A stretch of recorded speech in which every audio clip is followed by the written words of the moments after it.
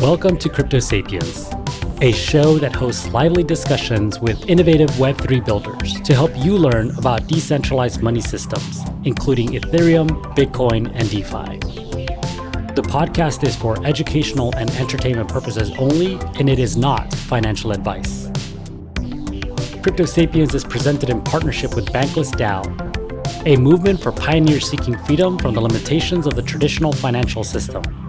Bankless DAO will help the world go bankless by creating user-friendly on-ramps for people to discover decentralized financial technologies through education, media, and culture.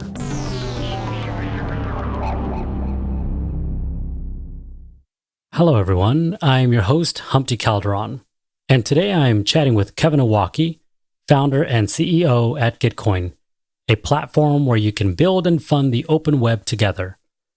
We discuss the ethos of open source, bridging projects with developers and contributors, Quadratic Funding, and the creation of the GitcoinDAO. So let's jump in and hear from Kevin about his crypto journey, which led to the founding of Gitcoin. So I've got a computer science degree from University of Delaware, 2006, and I've basically been a software developer for the last 20 years or so.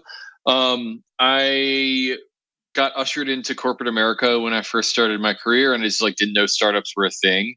So from 2006 to 2008, worked in corporate America, and I really hated it. And luckily enough, I found an opportunity to go work in startups during the Web 2 startup boom as the CTO of an online dating website for a few years. And just kind of bounced around from startup to startup from 2008 to 2017.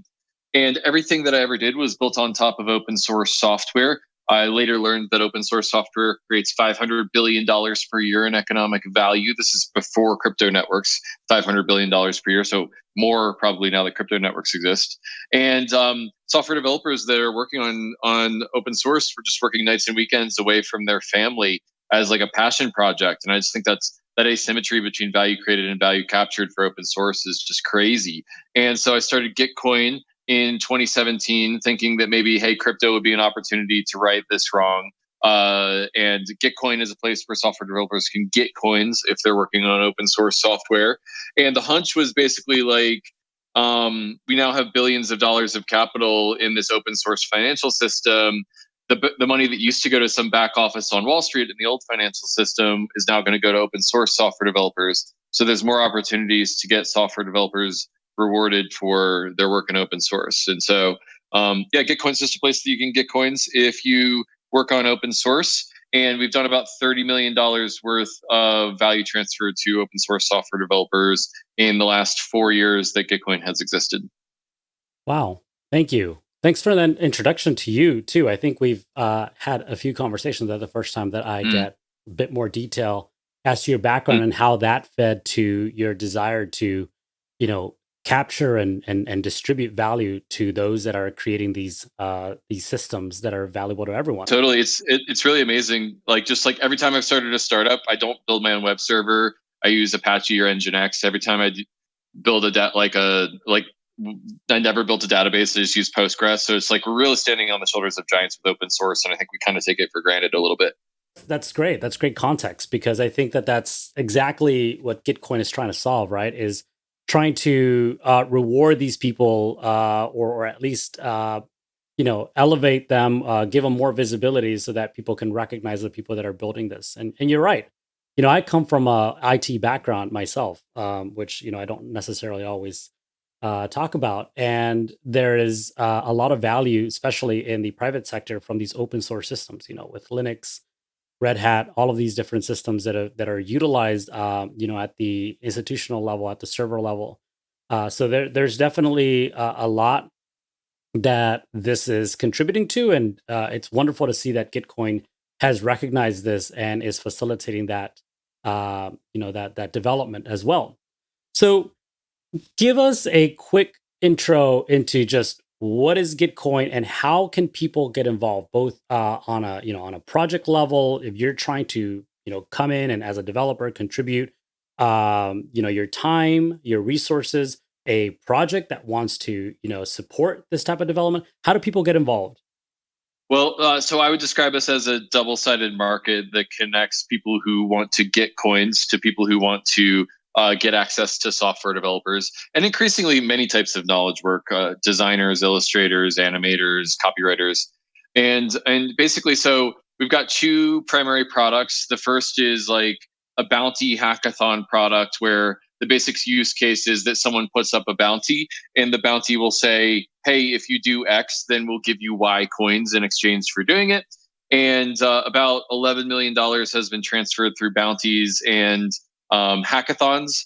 We sometimes will just like sell batches of bounties to crypto ecosystems that are looking to recruit developers and package that as a virtual hackathon, like a 2-week sprint where you get to work on prizes within a partner's ecosystem and earn coins and hopefully find an ecosystem that you like working on. So that's hackathons.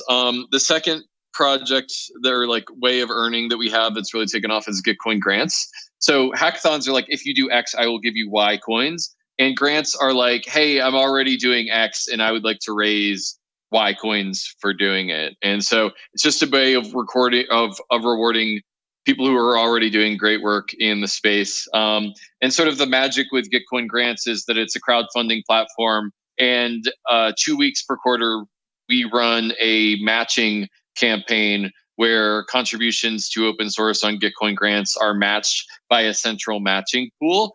And we're using this formula called Quadratic Funding that Vitalik and Glenn Weil invented, which basically matches the projects that have a broader base of support over the projects that are just supported by the rich people. And so this kind of like pushes power out to the edges and pushes more democratic funding of open source software. So TLDR, Gitcoin grants, and Gitcoin hackathons are the two main ways that you can earn on Gitcoin.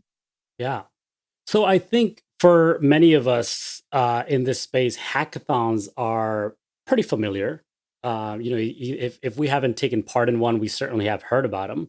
But I think Gitcoin grants is revolutionary, in particular because of that formula of quadratic funding. So maybe we can explore that a little bit, right? Because I don't think that is terminology that many of us understand, at least without looking it up first. So you mentioned Vitalik and one other person. I didn't catch the name of that person. Contributed to the development of that process. How does that work? What's its value? And maybe also explain what are some of the risks inherent to quadratic funding? Yeah, totally. So Vitalik Buterin, Glenn Weil, and this woman named Zoe Hitzig wrote the paper on quadratic funding. And basically the way it works is we've actually created a little calculator that sort of displays how quadratic funding works. WTF is QF.com is our little quadratic funding calculator.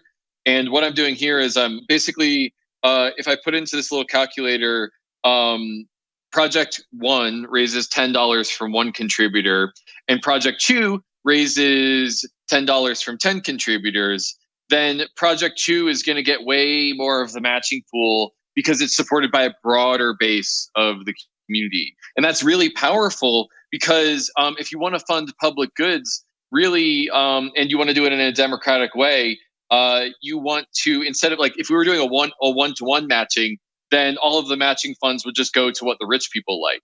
But with quadratic funding, it optimizes for what the poor and the many like over the rich and the few. So it pushes power to the edges of an ecosystem, away from whales. And that's what's really powerful about quadratic funding, is that it's all about how broad your support is as opposed to how deep and rich those people are. And so that's really powerful, a way of funding public goods and doing it in a democratic way. And so that's why I'm so proud of Gitcoin grants leveraging quadratic funding. And again, I'll just like, all credit goes to Vitalik and Glenn and Zoe on this. Like, I'm just like the hip, like I like to put like neon hipster interfaces on good ideas. Like they're the ones who came up with the really great formula here. Yeah, and I'll tip my hat and I'll invite anyone who isn't already following you on Twitter to do so. You are certainly one of the more entertaining people to follow. And I mean, I say that, with all respect and admiration, because I think that you're able to take very complex systems and make them fun. Whether that is, like you said, sticking something on it where it looks pretty and nice, or it's just facilitating that, complexity into something that's accessible, digestible, just easy to understand. And so I find that admirable. My personal mission is to help advance this space through education, but it's difficult because it's really isn't simple at all. There's a lot of complexities in everywhere you look. So it's really fun to follow someone like yourself and just see that and go, oh my gosh, yeah, that's the way you do it. That's really fun, Yeah, I mean, I'm lucky to have a bunch of really great designers and illustrators at Gitcoin, and I think that if there's a concept that takes 1,000 words to describe, and you can describe it in a picture, a picture is worth 1,000 words is the old trope. So breaking down these crypto economic concepts into a way that people can viscerally understand is something that we've been trying to do a lot of. And we're trying to communicate the power of crypto. So it's about onboarding and education. So I will be your brother in arms on that. Yeah, absolutely. And it's funny that you mentioned a picture is 1,000 words or is worth 1,000 words. I think that is especially true in crypto. And I think one of the things that I've noticed, I think that succeeds very well for projects that are, doing their marketing or whatever in education is memes. Memes are just clear winners in crypto. And I think it just goes back to that. How can you put together a good picture that transmits or basically takes that information and it communicates that in a very simple way? A meme is sort of like the smallest atomic unit of an idea that you can interact with, and a lot of people are memeing for the lulz. But I think what's interesting is like, and maybe the last time we did an event together, I said something like any sufficiently advanced mechanism is indistinguishable from a meme. And that's like true. Like Ethereum is this like super complicated blockchain. But you see bag holders of Ethereum that are making memes about how great ETH is, and I think that like that's sort of like my goal for any sort of like spreading any awareness of a mechanism is to make it simple enough that it's something you just hit retweet on because it viscerally hits you.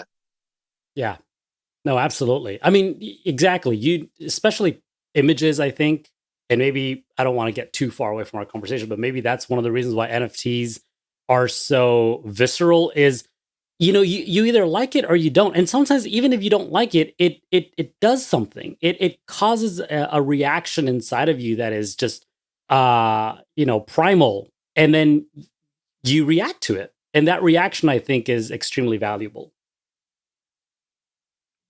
And yeah, no, absolutely, I agree with, I think that the Ethereum community is blessed to have a large group of individuals who are knowledgeable, but certainly don't take themselves too seriously. I've seen a few who are really successful, like you, in terms of being able to communicate those ideas in a really fun way. Brian over at Rabbit Hole, for sure, it's always fun to, and he does it maybe more on a text-based way, but still takes these really complex ideas and makes them easy to understand. Yeah, I think that's Rabbit Hole's like literal job is to explain DeFi ecosystems to take people down the rabbit hole. So yeah, he's great. Yeah, I mean, if you have to be able to capture that value proposition and do so repeatedly, because that's really how Rabbit Hole will succeed, and hopefully how everyone will too, is through that memification, through that education. So, not to get too far away, I want to come back to what you were talking in terms of quadratic funding and spreading this to the fringes. Really, not have it not be about the wealthy and really what they perceive as to be valuable. And I think there's a parallel here, right, in terms of funding and voting. Right, currently there are these plutocratic systems where the more tokens you have, the louder your voice, the more that person can carry their weight into these voting mechanisms. And so maybe that's more familiar for those who are used to voting, whether it's through a DeFi protocol or through a DAO. Whereas with funding, it's a similar challenge. You have these people who see value in certain projects, and they will support that with a larger bag. Does that mean that they need to have that same amount of support in terms of the money coming out of these grants? And so I really like the idea that you're trying to solve for this in the funding level. But there's maybe something interesting there as well in terms of some of the ways that this can be gamified, right? And so the next part of this topic is civil resistance. So can you introduce what that is and how that's a challenge for quadratic funding and some of the potential solutions to that? Yeah, totally. So basically, if Project A gets $10 from one contributor and Project B gets $10 from 10 contributors, then Project the one that has the most contributors is going to get most of the matching pool. And so, if you're some whale and you're looking to deploy capital to Gitcoin grants or any other quadratic funding mechanism, you're looking at it and saying, well, I could get more bang for my buck if I just spin up 100 fake identities and like launder the money through those identities. And that's the Sybil problem. It's basically the sock puppet problem, where if you're a whale and you want to spread capital through the mechanism, how can you manufacture identities is like the Sybil problem. And Sybil Resistance is making a system resistant to the Sybil problem. So basically increasing the cost of an attack such that it's no longer economically rewarding to manufacture those identities. So that's basically what Sybil Resistance is. And having a solid foundation for Sybil Resistance is something that we've been iterating towards with Gitcoin grants. And my philosophy is just basically the amount of money at risk as that increases, the amount of Sybil resistance in the system has to increase also. So basically, we started off Gitcoin grants round 1 with $25,000 worth of matching pool. And now I think in Gitcoin grants round 11, we're going to have 900K worth of money in the matching pool. And you just have to ratchet up the cost of forgery as you ratchet up the amount of money that's in the pot. And, there are people out there who will say like, you shouldn't even do any quadratic funding until you have 100% Sybil resistance. But I just disagree fundamentally that perfect should be the enemy of good. And I've seen Gitcoin become sort of a nexus for a lot of different Sybil resistance projects in the ecosystem. Idena, Proof of Humanity, Bright ID, and a few others, and that are using Gitcoin to get more users for their systems, but in return they give Sybil resistance back to Gitcoin. So we just kind of got an iterative approach to solving that problem.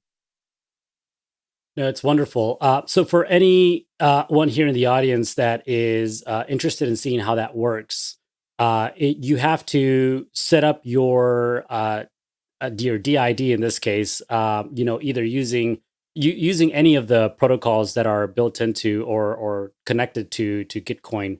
And like Kevin mentioned, some of those are Bright ID, Idena, Proof of Humanity, where you create that decentralized identity, and then you're able to then, through that, show that you're a unique human. That in itself also gameable, but like Kevin was saying, it really is about trying to capture as much value without necessarily being perfect. But as you are iterating, I think maybe it's worth introducing one other project that's getting spun up right now through Gitcoin, and that's Proof of Personhood. Yeah, so basically what Gitcoin has done, like if anyone has a Gitcoin profile, if you just go to it and you click on the Trust Bonus tab, there's basically all these integrations that we've done where we've like painstakingly integrated with all these different Sybil resistance providers and aggregated them into one identity, which then informs your like anti-Sybil rating on Gitcoin. And so one of the things that we're really trying to do is create more Sybil resistance in the ecosystem. And one of the ways that we're thinking about doing that is making your Gitcoin anti-Sybil score available to any other DApp in the ecosystem. So there's a ton of DApps that need to have Sybil resistance for various reasons. Like quadratic funding is just one thing that needs Sybil resistance. There are a bunch of other use cases. And so the idea is that like we're kind of like swallowing the turd of like integrating with all these different services and pushing the Sybil resistance uphill. And if we can just make it so that it's like one line of an API for other DApps to integrate with our Sybil resistance scores, then it just unlocks a whole lot of innovation in terms of Sybil resistance in the ecosystem. And so we're working on this project called proofofpersonhood.com, which is basically like a proof of personhood passport that just basically allows you to take your Gitcoin identity with you across the DWeb. And when I say take your Gitcoin identity across the DWeb, I want to be very clear that I'm only talking about the Sybil resistance parts of your identity. I think it's really effed up that like when you go to a liquor store to buy liquor, you give the clerk your driver's license and they can see your date of birth, your name, and your address in that information. Like that's effed up. We do not want to do that online with the way we're doing our identity systems. And so we only show people your Sybil score when you use the proof of personhood passport. And so that's sort of like one of the projects that's on the back burner right now at Gitcoin is enabling more Sybil resistance in the wider ecosystem. Yeah, and all of that is feeding in to that ecosystem, right? To bring more authenticity and to bring more value to the people that are participating in this. But like you said, extending that beyond that, since you already have the mechanism that supports, Gitcoin, being able to share this, with other projects so that they can take some of that value as well. Yep, totally.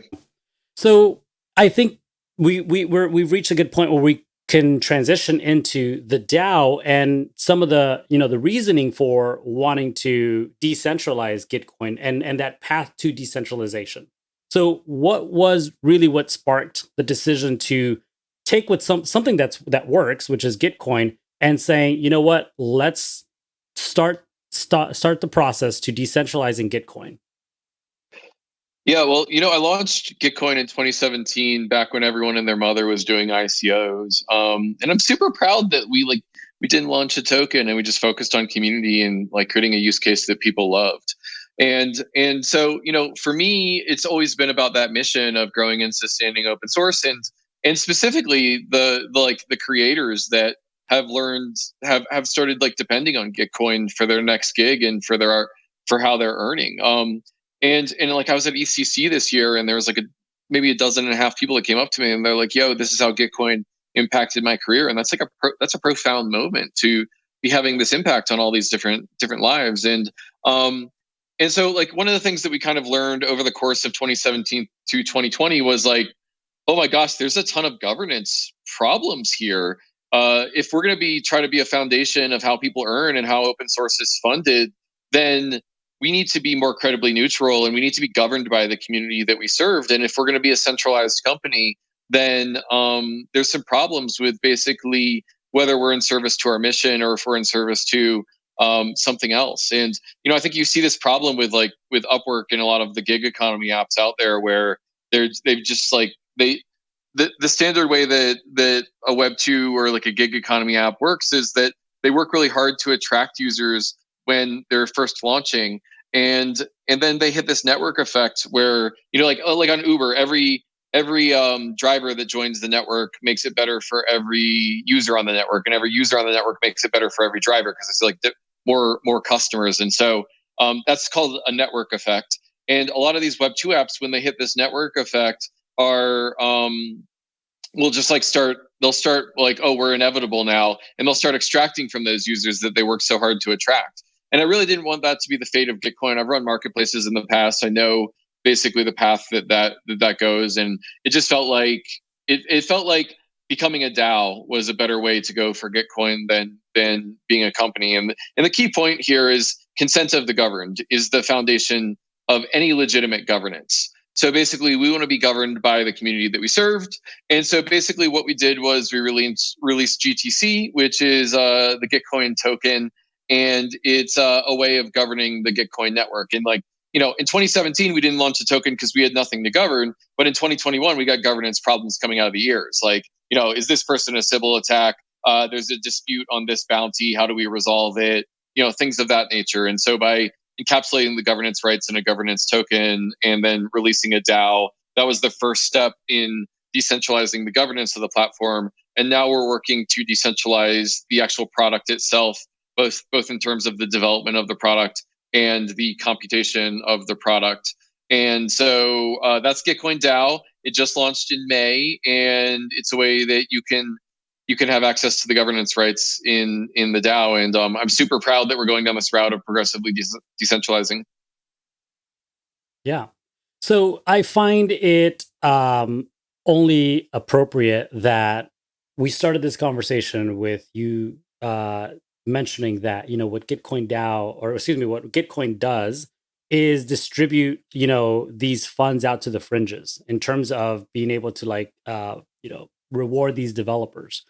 And now with the DAO, and one of the value propositions to DAOs is being able to push out governance out to the fringes as well, right? Not necessarily into some sort of central authority where this, top of the pyramid does all the decisions, but doesn't really necessarily reflect the needs of its community, the needs of its users. You've really kind of all of this really seems to align with kind of the mission of Gitcoin and what it seeks to do. And it also is, doing it, basically implementing a lot of those, those thoughts and that process to itself. Yep, exactly. Yeah, and I just want to I don't want to oversell it either. Like, we're not all the way there yet. We still have got a lot of centralization debt, but we're working on that. Starting with the stewards governing the Gitcoin grants rounds every quarter. So how were these GTC tokens distributed? Yeah, so basically what we did was there was a retroactive distribution that happened to people who had funded open source on the platform. So basically, if you're a user of Gitcoin and you reach some amount of threshold of funding and activity, then you got a retroactive distribution of GTC. And the design of that was, like I said, we wanted to be governed by the community that we serve. And if you have funded open source on Gitcoin, then there's a strong chance that you are the community that we serve. And so that was the retroactive distribution. I find it interesting. And I think we're kind of getting to a point in time where we're able to identify the people that we want to join these protocols much easier. So I'll give you an example. I remember early through the DeFi protocol governance token distributions, it's still, I think, a bit of a task to find the people who are going to add value to your community and help you grow in the direction that really kind of serves the mission of the project. And what you've just captured there in terms of how GTC was distributed is you were able to identify these people because they were already part of your ecosystem and they were contributing to this ecosystem on a regular basis and making an impact. Right, exactly. Well, Gitcoin's, well, I don't know. I don't want to paint too broad of a brush in the ecosystem, but Gitcoin's got like 3.5 years of operating history by the time it's done its retroactive airdrop. So it's, pretty clear to us who were the people who are interested in our mission. But the other interesting thing that we've seen is that Gitcoin's become a source of data for other people who are doing airdrops. And, projects that are releasing a token have so there's a fine line here because we don't want Gitcoin to just be like a place where you contribute to public goods in order to get an airdrop. But if you don't expect it, and an airdrop comes later because you contributed to a Gitcoin grant, then I think that's within the spirit and the ethos of what we're trying to do. And so we've seen a couple of projects that had Gitcoin grants in the past include that data in their retroactive distribution. So that's an interesting trend. I think there's been maybe 7 to 10 projects that have done that. Yeah, and I think that just proves the value of that. And I think I'll just reiterate. I think there's something to be said about building a product that has value before creating a token, right? That drives value into that product. Because, like you said, there was a history there, and because you had such long history, 3 years in crypto, woo, it's like you're old and gray. But I think that because you're able to do that, people weren't necessarily expecting it. Would you say that when people got their GTC or when you announced that Gitcoin was going to be decentralizing, that people were caught by surprise, or were they probably saying, okay, well, we're wondering when and how you were going to do that? I don't really know. It's a good question. For me, it felt like this thing that was super obvious that we were going to do, but that's because I was planning on we spent 6 to 9 months building the token distribution experience and like redesigning it. And so to me, it felt inevitable, but I don't know. You'd have to ask everyday community members whether or not they were expecting it. I think I'm super glad. I'm super thankful to Joe Lubin and Consensus for incubating us in the early years. But I know that there was I talked to a couple of people that were like, wow, I didn't ever think you were going to like ever leave Consensus and become your own independent project. And so in that sense, I think we caught people off guard. But if we're going to be a public goods funding source, then I think being owned by one entity I don't think it would have been legitimate for us to do it any other way. So hopefully some people saw it coming for the right reasons. So you also just mentioned something there in terms of the distribution. You were working on that distribution model, that mechanism. I I don't think I've seen yet, or it at least hasn't crossed my radar, of another project who's distributed their tokens in a way where you're kind of running this like educational mechanism first to teach people what it is, and then almost like pass a test, if you will, to understand what that next level is before they get the tokens. Yeah. Can you describe that for for our audience? Yeah. So basically, what we did was in the retroactive distribution experience, which you can still see parts of it live at quadraticlands.com. The idea was, in order to get to the quadratic lands and to get your tokens, you have to pass a proof of knowledge, and then you have to pass a proof of use, and then you get proof of distribution, which is the actual token. And the reason that we did that was that Gitcoin's a mission-oriented project, and if you don't even know what our mission is, like, the proof of knowledge was not hard. It was like, what is Gitcoin's mission? And like, if you don't know the mission, then you don't deserve to get your tokens. And the other thing that we did, which I think was quite obvious to me, but hopefully it was set a new standard in the ecosystem, was that we made you do proof of use before you got your token. So this is a governance token. It is used to govern Gitcoin, and it has no economic value. And so basically what we did was we asked people to either vote on a couple things in the Gitcoin network, or we asked them to delegate to someone who was going to vote. And one of the sort of like deep dark secrets with these governance tokens is that no one uses them for governance. And so basically what we did was we made you delegate to someone or vote before you actually got the token, and that forced like 95% of people to just delegate to someone who was going to be active in governance. And so basically we've got a governance token where 95% of people probably aren't going to bother to be involved in governance, but they've delegated their voting share to like 40 to 100 people who are going to be involved in governance. We're calling those the stewards. So basically contrast this with any other governance token drop where the token gets released and most people aren't actually going to use it for governance. In the Gitcoin network, we've now got, I think, 15,000 token holders, and every single one of them from the start has delegated their governance to someone who's going to be active, which is a much more solid foundation for the governance of the project over the long, like a starting condition. It's a more solid starting condition for the DAO long term. And so, just proof of knowledge and proof of use were two things that we baked into the flow, and I hope to see those become a standard part of retroactive distributions in the future. Yeah, I think it just seems obvious, maybe coming from the DPoS ecosystem, where if you want to be active in governance, there's a delegation of that stake. You're staking that onto a node that you feel is going to be adding value to that ecosystem. I think that you kind of in a way replicated that in a very elegant way, where you take these people who you as an individual say, okay, I align with the work that this person is doing, or I've seen this person be active, in governance, and so I want to delegate to them because I trust that the decisions they're going to make are the decisions that I would make. But I'm just not going to be able to keep up with the different governance initiatives that are getting proposed. So where I would like to be a part of that, I would prefer that this is actively contributing to the development of the ecosystem.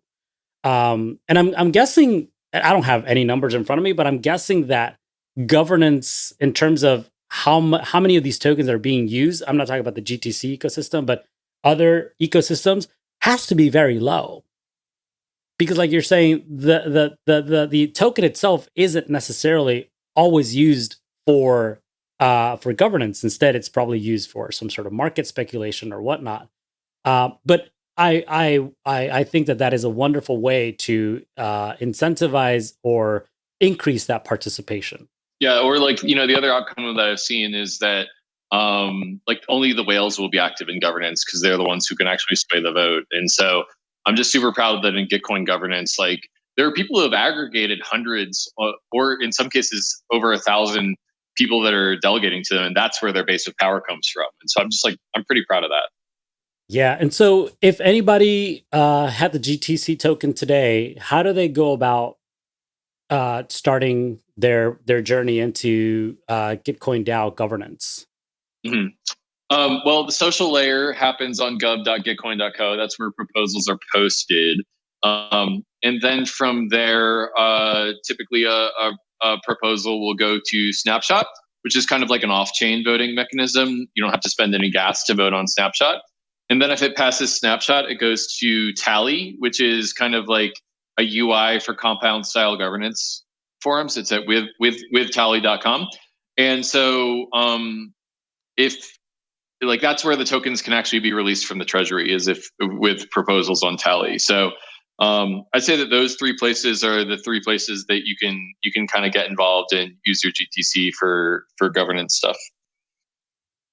Great. Yeah, I think I didn't know that you had added Tally to the mechanism. I was aware of some of the social governance and the Snapshot. Is that new? Yeah, so I think Tally competes with Sybil.org, which is Uniswap's front end to a uni compound style thing. And so we've just started to use Tally because it's got a lot of nice analytics on it. You can see basically as people change their delegation amounts, who the top stewards are and how that's changing over time. And so Tally's been great. Sybil.org is also great. Okay. So what can we expect from Gitcoin and GitcoinDAO in the future?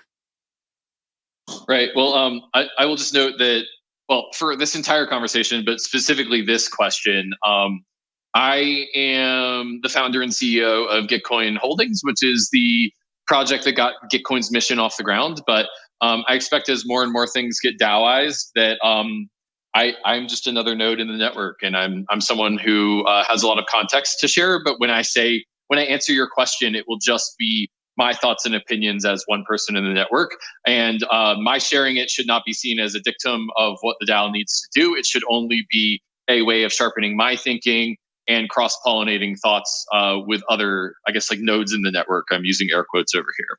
But I think the most important thing we can do is achieve our mission, which is build and fund the open web and fund open source.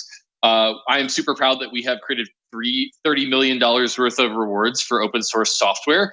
But when I look at the stats, $500 billion per year in economic value created by open source, holy smokes, we have like 1, 2, 3 orders of magnitude of growth ahead of us if we're really going to truly achieve our mission. And if we do that, there's like kind of like a second boss, which is like other public goods, other things that are systemically important for the world but don't have business models. How do we support those with crypto? And so I think the most important thing that the Gitcoin DAO can do, and again, these are only my opinions, the other stewards may disagree, is to make sure that open source software developers continue to be funded. And my big dream is that if you're Joe developer who works at JP Morgan Chase Bank, you can quit your job and work for the open internet and just work on Gitcoin and adjacent Ethereum projects in the future. That's the world that we want to create. So that's kind of what I hope to see in the future from GitcoinDAO, and that's the highest order bit for me. That's it. I hope you enjoyed this conversation. If you'd like to learn more about Gitcoin and GitcoinDAO, please go to gitcoin.co and on Twitter at Gitcoin. Thanks for listening to Crypto Sapiens. Please give us a follow, like, and a 5-star review wherever you enjoy your podcasts. And stay tuned for our next discussion.